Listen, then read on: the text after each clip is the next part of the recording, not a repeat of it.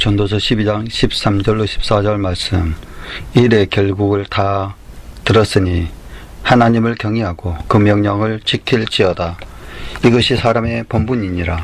하나님은 모든 행위와 모든 은밀한 일을 선악간에 심판하시리라. 아멘.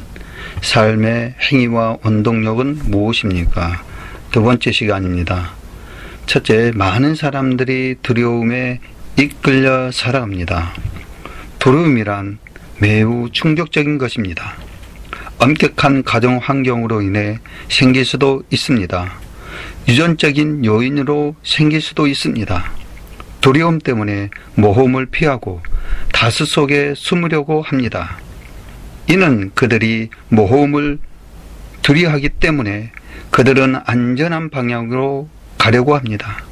그리고 위험을 피하고 현재 상태를 유지하려고 합니다. 그들은 똑같은 일상에서 안도감을 느낍니다. 그래서 많은 사람들이 두려움에 빠져서 좋은 기회를 잃어버리고 살아갑니다. 그 원인은 상관없이 두려움에 의해 이끌려서 사는 사람들은 위험을 피하고 안전하게만 살려고 하기 때문에 이들은 종종 좋은 기회들을 놓치고 있습니다. 그러나 우리는 지금 이들의 모습이 온전한 모습이 아닙니다. 두려움은 스스로를 가둬두는 감옥이라고 말할 수 있습니다. 그 감옥은 우리가 하나님이 원하시는 사람이 되는 것을 막을 것입니다. 그들에게는 새로운 단어라는 단어는 없습니다. 비현실적인 기대가 있습니다. 우리는 새로움을 필요로 합니다. 새롭게 되지 못하면, 즉 거듭나지 못하면 하나님 나라에 이룰 수 없습니다. 그렇기 때문에 우리는 믿음과 사랑이라는 무기로 반드시 맞서 싸워야 합니다. 우리는 우리 안에 믿음과 사랑으로 두려움과 맞서 싸워야 합니다. 하나님은 하나님의 사랑이 두려움을 쫓아냅니다. 그 사랑이 저와 여러분들은 주님의 사랑 안에서 새 생명으로 초대받으시기를 바랍니다. 요한일서 4장의 말씀 보면 사랑 안에 두려움 없고 온전한 사랑이 두려움을 내어 쫓나니 두려움에는 형벌이 있음이라. 두려워하는 자는 사랑 안에서 온전히 이루지 못하였느니라 라고 말씀하셨습니다. 저와 여러분들은 온전히 많은 사람들이 두려워하는 두려움에 이끌려 살아가는 어리석은 자가 되지 않고 항상 주님 안에서 새 생명으로 살아가는 하나님의 자녀가 되기를 주님의 이름으로 축원드립니다. 두 번째로는 많은 사람들이 물질에 이끌려 살아갑니다. 에스겔서 28장의 말씀 보면은 내 지혜와 총명으로 재물을 얻었으면 금과 은을 곳간에 저축하였으며 내 큰 지혜와 내 무역으로 재물을 더하고 그 재물로 말미암아 내 마음이 교만하였도다. 아멘. 디모데전서 6장의 말씀 보면 내가 이 세대에서 부한 자들을 명하여 마음을 높이지 말고 정함이 없는 재물에 소망을 두지 말고 오직 우리에게 모든 것을 후해 주사 누리게 하시는 하나님께 두라. 신명기 8장 의 말씀 보면 그러나 내가 그 마음에 이르기를 내 능력과 내 손의 힘으로 내가 이 재물을 얻었다 말할 것이라. 내 하나님의 여호와를 기억하라. 내가 내게 재물을 얻을 능력을 주셨음이라. 이같이 하시면 내 조상들에게 맹세하신 언약을 오늘과 같이 이루려 하심이니라. 아멘. 사도행전 4장의 말씀 보면 믿는 무리가 한 마음과 한 뜻이 되어 모든 물건을 서로 통용하고 자기 재물을 조금이라도 자기 것이라 하는 이가 하나도 없더라. 아멘. 이와 같이 말씀하고 있습니다. 돈에 대한 가장 흔한 오해는 돈이 많을수록 더 안전하다는 것이 아닙니다. 부는 통제할 수 없는 요인들로 한순간에 이를 수가 있습니다. 이들에게는 무언가를 획득하고자 하는 욕구가 삶의 목표가 됩니다. 왜입니까? 사물이 변하지 않았기 때문입니다. 우리는 결국 그것의 실증을 느끼기 때문입니다.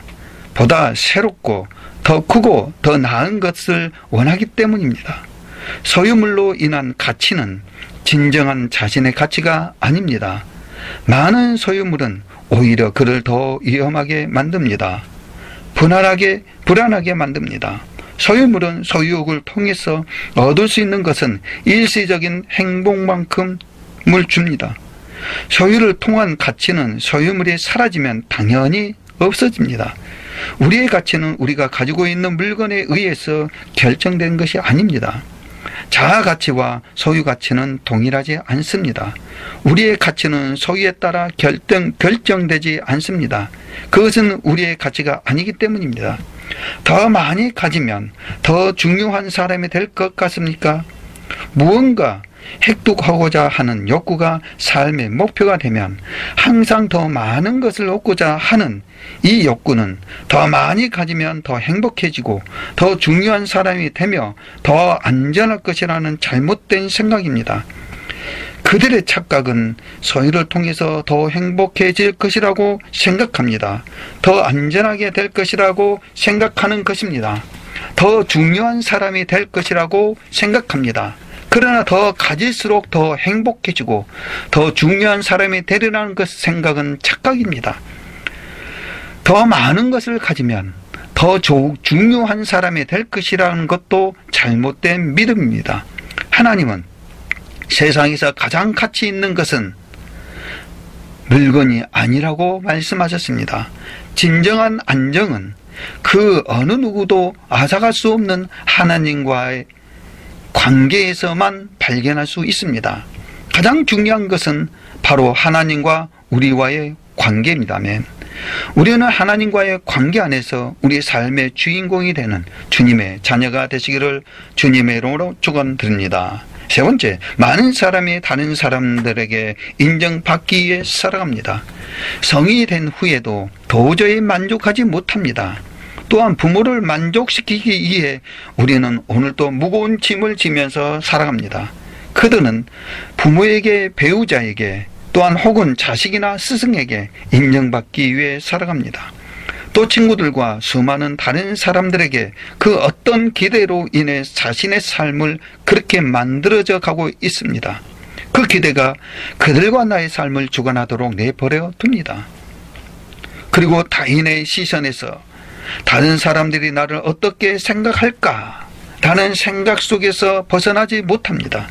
그들은 다른 사람이 자신에 대해 어떻게 생각하는지를 항상 걱정합니다. 또 어떤 사람들은 주변의 압력에 이끌려 갑니다. 불행하게도 군중을 따라가는 사람은 군중 속에서 길을 헤매며 길을 잃게 됩니다. 사람은 성공으로 이끄는 모든 길에 대해서는 알지 못합니다. 그러나 한 가지 분명히 아는 것은 모든 사람을 만족시키려고 노력하는 것은 실패로 가는 길이라는 것입니다. 이 모두가 막다른 골목, 사용하지 못하는 잠재력, 불필요한 스트레스, 그리고 만족하지 않는 삶을 향해 나가게 합니다. 이런 것들이 우리를 이끈다면 우리는 막다른 골목으로 갈 것입니다. 그리고 이유 없는 행사들의 끝이 없는 곳에 연속으로 갈 수밖에 없습니다. 이는 방향 없는 활동입니다. 목적 없이 사는 삶은 하찮은 삶입니다. 무의미한 삶입니다. 목적을 모르는 삶은 보상해 줄 수 있는 것은 아무것도 없습니다. 성공, 그리고 부나 명성, 그리고 쾌락도 삶의 의미를 부여할 수 없습니다. 목적 없이 사는 삶은 의미 없는 행동입니다. 다른 사람들의 의견에 의해 통제받은 것은 우리의 삶을 향한 하나님의 목적을 놓치게 만드는 길이기 때문입니다. 그러면 올바른 목적으로 이끌려 사는 것은 무슨 유익이 있습니까? 우리를 이끄는 삶의 원동력은 무엇입니까? 여러 가지의 우리의 삶을 이끄는 많은 다른 힘이 있습니다. 노력하는 많은 사람들도 있습니다. 다른 것이 우리를 이끌어야 합니다. 다른 목적이 우리를 이끌어야 합니다. 예수님은 성경 말씀을 통해서 마태복음 6장에 한 사람이 두 주인을 섬기지 못할 것이니 혹 이를 미워하고 저를 사랑하거나 혹 이를 중히 여기고 저를 경히 여김이라 너희가 하나님과 재물을 겸하여 섬기지 못하였느니라 라고 말씀하셨습니다. 그러므로 우리는 하나님의 목적에 인도되고 통제되는 삶에 대해서 배워야 합니다. 우리는 하나님이 우리의 삶에 대해 가지고 계시는 목적을 아는 것이 가장 중요합니다. 우리의 창조자이신 하나님께서 주시는 바른 목적, 그것이 오늘을 살아가는 나의 원동력이 되시기를 바랍니다. 사람들은 두려움에 이끌려 살아갑니다. 그 두려움을 주님의 사랑의 능력으로 쫓아내시기를 주님으로 축원드립니다. 사람들이 물질에 이끌려 살아갑니다. 물질에 지배당하는 것이 아니라 하나님과의 관계 안에서 물질을 다스릴 수 있으시기를 주님의 이름으로 축원드립니다. 많은 사람들이 다른 사람들에게 인정받기 위해 살아갑니다. 하나님께서 인도하시는 바른 목적, 삶의 행위, 원동력으로 인도받으시기를 주님의 이름으로 축원드립니다. 아멘.